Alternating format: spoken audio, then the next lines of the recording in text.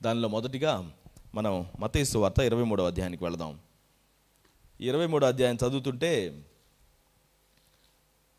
మనకేమనిపిస్తుంది అంటే, ఇంత కఠినంగా ఎలా ఉన్నాడు యేసు అని అనిపిస్తుంది.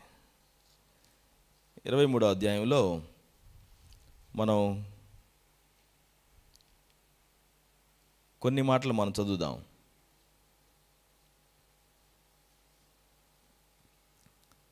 13-14 వచనాలు చదువుదాం. 23వ అధ్యాయం.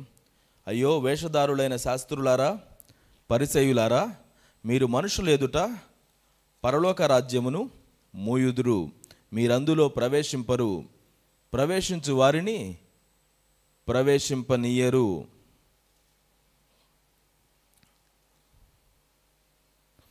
తర్వాత 16వ వచనం. అయ్యో అంధులైన మార్గదర్శకులారా, and he goes on to explain it to them, వాళ్ళు ఎందుకు అంధులుగా ఉన్నారు. 19వ వచనం. అవివేకులారా, అంధులారా, ఏది గొప్పది, అర్పణమా, అర్పణమును పరిశుద్ధపరచు బలిపీఠమా?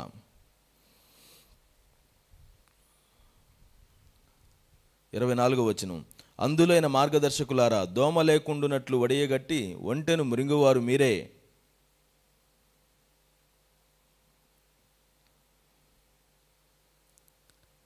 27వ వచనం. అయ్యో వేషధారులైన శాస్త్రులారా, పరిసయ్యులారా, మీరు సున్నము కొట్టిన సమాధులను పోలి ఉన్నారు. అవి వెలుపల శృంగారముగా అగపడును గాని లోపల చచ్చిన వాని ఎముకలతోనూ సమస్త కల్మషముతోనూ నిండి ఉన్నవి. అలాగే మీరు వెలుపల మనుషులకు నీతిమంతులుగా అనగపడుచున్నారు కానీ లోపల వేషధారణతోనూ అక్రమముతోనూ నిండి ఉన్నారు. యేసుక్రీస్తు వారు భూమి మీద 3.5 సంవత్సరాలు ఆయన బహిరంగ పరిచర్య చేశాడని చెప్పుకుంటాం. బాప్తిస్మం తీసుకున్నది మొదలుకొని ఆయన అరణ్యంలో ఒక 40 రోజులు ఉపవాసం ఉండి ప్రార్థించి బయటికి వచ్చిన వెంటనే ఆయన బోధించేటువంటి పరిచర్యను ప్రారంభించాడు.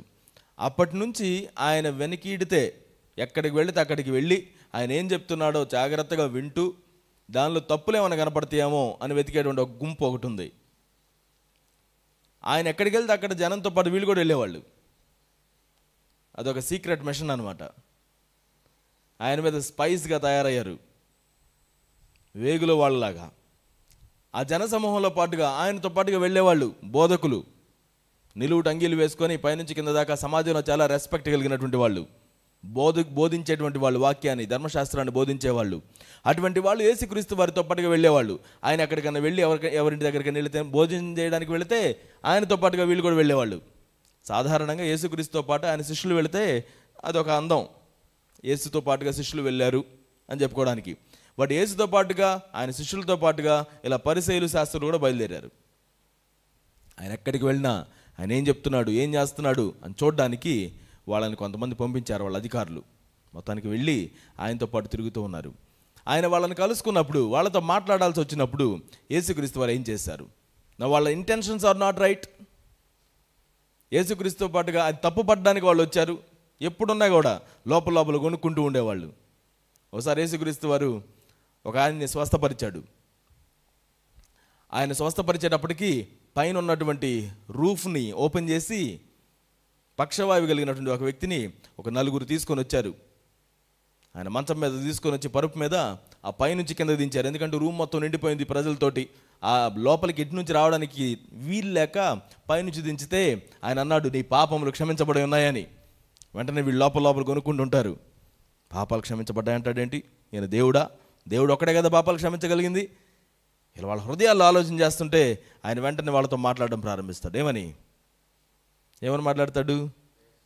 ఎందుకు చేస్తున్నారు మీరు ఇలాగా? మీ హృదయాల్లో ఎందుకు ఆలోచించుకుంటున్నారు? దేవుని కుమారుడికి పాపాలను క్షమించడానికి అధికారం ఉంది అని వాళ్ళతో మాట్లాడుతున్నాడు. నా what are we trying to understand? మన జీవితంలో డిఫికల్ట్ పీపుల్ కొంతమంది ఇలా ఉంటారు. ఎలా ఉంటారు?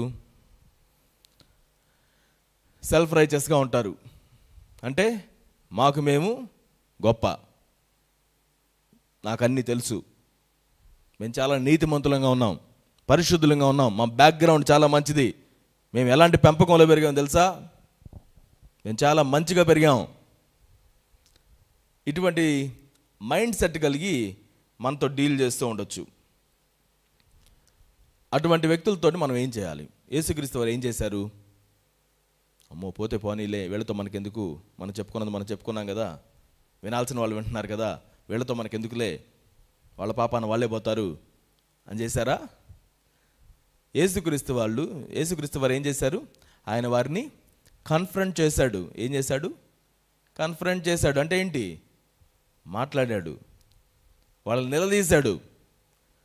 మన జీవితంలో మనం ఇలా సెల్ఫ్ రైచియస్గా, తమకు తామే రైచియస్గా ఉన్నటువంటి వ్యక్తులతో మనం తారసపడినప్పుడు మనం కన్ఫ్రంట్ చేయడం నేర్చుకోవాలి. But at the same time నువ్వు కన్ఫ్రంట్ చేసేటప్పుడు సత్యంతో కన్ఫ్రంట్ చేయాలి. సత్యంతో కన్ఫ్రంట్ చేయాలి. ఇక్కడ ఆయన ఒక్కొక్క పాయింట్ని 23వ అధ్యాయం మత్తయి సువార్తలో ఒక్కొక్క పాయింట్ ఆయన చెప్తూ, ఆయన ఇది ఎందుకు చేస్తున్నారు, ఇది కదా చేయాల్సింది, ఇది ఎందుకు చేస్తున్నారు, ఇది కదా చేయాల్సింది అనేటువంటి కాంట్రడిక్షన్ ఆయన చూపిస్తూ వచ్చాడు. ఒట్టిగా చెప్పడం కాదు, సత్యంతో వాళ్ళతోటి నిలదీసి మాట్లాడడం మనం నేర్చుకోవాలి. పోతే పోనీలే అని అనుకోవడానికి వీల్లేదు. సత్యంతో మనం మాట్లాడడం నేర్చుకోవాలి. 23వ అధ్యాయంలో మనం 27వ వచనం మనం చదివాం కదా, సున్నము కొట్టిన సమాధుల్లారా, వేషధారణ కలిగినటువంటి వ్యక్తుల్ని దేవుడు ఎక్స్పోజ్ చేశాడు. నువ్వు వేషధారిగా ఉన్నావు, బయటకు ఒక రకంగా ఉన్నావు, లోపల ఒక రకంగా ఉన్నావు. నిలదీసి మాట్లాడాల్సిన దగ్గర నిలదీసి మాట్లాడాడు. మాకెందుకులే అని అనుకోవడానికి వీల్లేదు. క్రైస్తవులంగా మన యొక్క సహచర్యంలో మనం డిఫికల్ట్ పీపుల్తో మనం కొనసాగుతున్నప్పుడు లెట్ us అండర్స్టాండ్, వాళ్ళ వేషధారణ విషయంలో మనం ఖచ్చితంగా నిలబడి మాట్లాడాల్సినటువంటి అవసరం ఉంది. ప్యాసివ్గా మనకెందుకులే అని తీసుకోవడానికి వీల్లేదు. ఎందుకంటే నువ్వు దాంతో పాటుగా ఒక విక్టిమ్గా మారిపోతావు. నువ్వు ఎప్పుడు ఇంతే చెప్తూనే ఉంటారులే అని దానిలో మారిపోతుంటావు. అది నిన్ను బోధన చేయడం స్టార్ట్ అవుతూ ఉంటుంది. నువ్వు చెప్పాల్సినటువంటి దాన్ని, సత్యాన్ని చెప్పడంలో నువ్వు ఎప్పుడు కూడా వెనకాడవద్దు. నువ్వు ఎప్పుడు ఏం చెప్పాలనుకున్నా స్పష్టంగా చెప్పండి, క్లియర్గా చెప్పండి, ధైర్యంగా చెప్పండి. సత్యం నీ ముందుంది, నిజం నువ్వు చెప్పాలనుకుంటున్నావు, దాని విషయంలో ఏమాత్రం వెనకకు తగ్గకుండా మనం చెప్పాలి, ధైర్యంగా చెప్పాలి, స్పష్టంగా మాట్లాడాలి. యేసుక్రీస్తు వారి విషయంలో మనం అది చూసాం. దానివల్ల ఆయన చాలా విషయాలను ఎదుర్కోవాల్సి వచ్చినా ఆయన చంపాలని చూశారు. వాళ్ళు ఆయన్ని బాగా ద్వేషించారు. వాళ్ళు ఆయన ముందు నుంచి బయటికి వెళ్ళిపోయి ఒక చిన్న సమావేశాలు ఏర్పాటు చేసుకునేవాళ్ళు, అప్పటికప్పుడే ప్రజల్ని రెచ్చగొట్టేవాళ్ళు. కానీ ఆయన మాత్రం ఎప్పుడు సత్యాన్ని మాట్లాడడంలో వెనకాడలేదు. గుర్తుపెట్టుకోండి, మనం ఎవరి ముఖస్తుతి చేయాల్సిన అవసరం లేదు. అట్ ద సేమ్ టైం మీకంటే నేను గొప్ప అనేటువంటి దృష్టితో కాదు మనం చెప్తుంది, సత్యాన్ని మనం మాట్లాడాలి.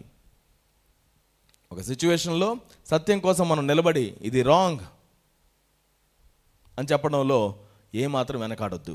But at the same time స్పష్టంగా మాట్లాడడం మనం నేర్చుకోవాలి. ఈ విషయాల్లో పరిసయ్యులు లాంటి వాళ్ళని మన జీవితంలో మనం ఎదుర్కొన్నప్పుడు యేసుక్రీస్తు వారు బోల్డ్గా మాట్లాడడాన్ని మనం చూస్తున్నాం, సత్యంతో మాట్లాడడం మనం చూస్తున్నాం. సో ఇది వాళ్ళని ఇదిగో మీరది అన్నట్టుగా కాదు, మీరు చేసే విషయంలో ఇది రాంగ్ ఇది అనేదాన్ని ఆయన హైలైట్ చేసి చెప్తున్నట్టుగా మనం మాట్లాడడానికి ఎప్పుడు వెనకాడకూడదు. ప్రార్థన చేసుకుందాం. ఈ సమయంలో దేవుని యొక్క సహాయం కోసం ప్రార్థన చేద్దాం. It's not that easy, it's not natural.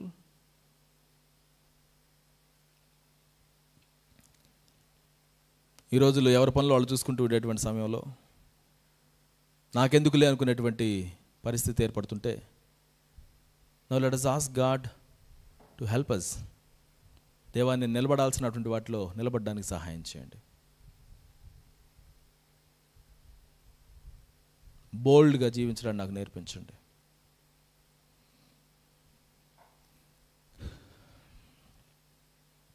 మిగతా ప్రెషర్స్తో పాటుగా నేను కూడా బలి అయిపోయేవానికి ఉండకుండా నాకు సహాయం చేయండి ప్రభువా. Help me deal with these situations. ప్రార్థన చేద్దాం, ఆయనకు మళ్ళీ మనం అప్పగించుకుందాం.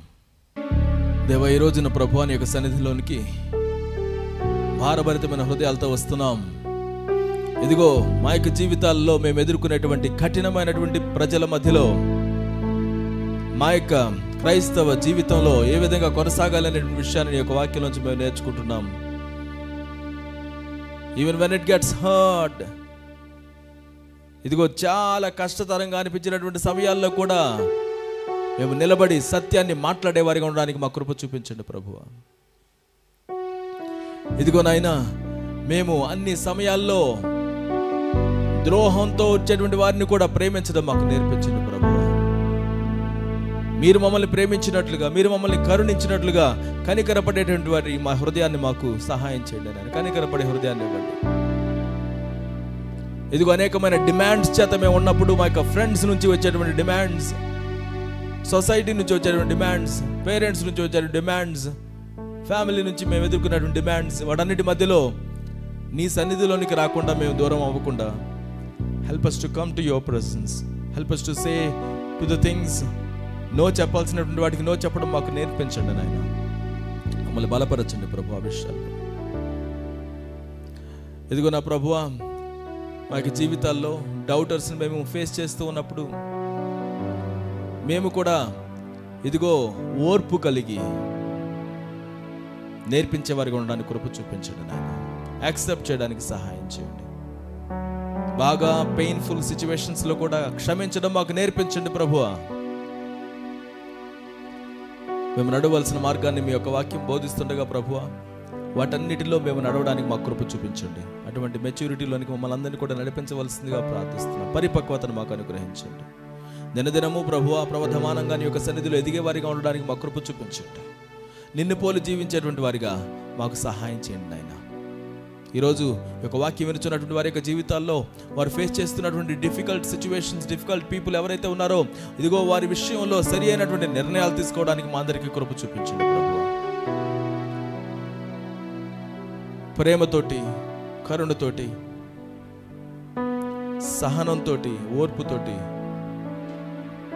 సత్యాన్ని మాట్లాడుతూ ఎటువంటి ద్వేషము లేకుండా, కల్మషం లేకుండా మా శత్రువుల కోసం మేము ప్రార్థించే వారిగా ఉండడానికి కృప చూపించండి